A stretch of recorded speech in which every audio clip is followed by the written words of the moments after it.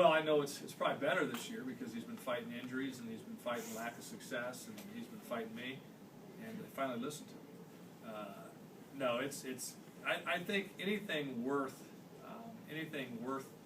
value, it's probably not as meaningful if you don't have those times of struggle, and it's just, and I know it's a dream come true from a parent hat to have your son not just participating on a team but actually contributing in a positive way on a very, very good baseball team. But again, I don't want to make it about him. There's a lot of sons out there, just not mine, that are doing the same thing. And but I'd be lying to you if I said it wasn't the coolest thing ever for me personally. Last question on that, just how did he evolve as much as he has as a player? Obviously, he came into a totally different role than he has now. How did he get here? Basically, what happened to him, especially this year, to make him the player he is? Well, he was. I mean, if you recall, after the 2009 season, we were depleted by the draft. The rules were a lot different with recruiting in the Big Ten then. You couldn't oversign, so we were left, and we lost O'Gara and Jake Dunning, who were going to be coming back in our rotation, and we were very, very thin on the pitching staff. So we'd asked Casey, or I'd asked him. Jamie had nothing to do with it. He graduated early and actually joined us at the break when he should have been in high school. And so I think he wasn't physically ready. He probably, looking back on it, he wasn't mentally ready for the college game.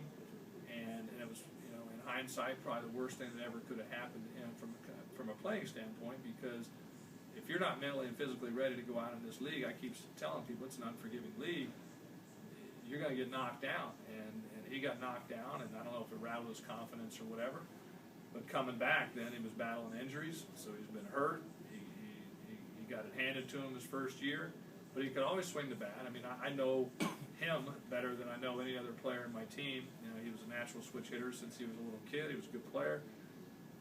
So just really to kind of get his mind off the pitching, we put him out there, and he wasn't a big thought for us in the fall, I will tell you that.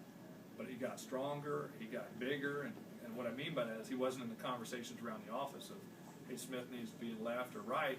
He just kind of played himself into that by what he was doing every day in practice. He was hitting the balls farther than his competitors on the team, teammates with competitors by position. He kept making plays. He had some athleticism. We didn't start him at the beginning of the season. I think his first pitch hit, he hit a home run, his first swing. Now you get your attention a little bit, so you get another opportunity. To me, he seized the opportunity. It sure wasn't given to him. If anything, I probably made it harder on him to earn it. So I'm good for him, and and I'm happy for him. He's finally having some success.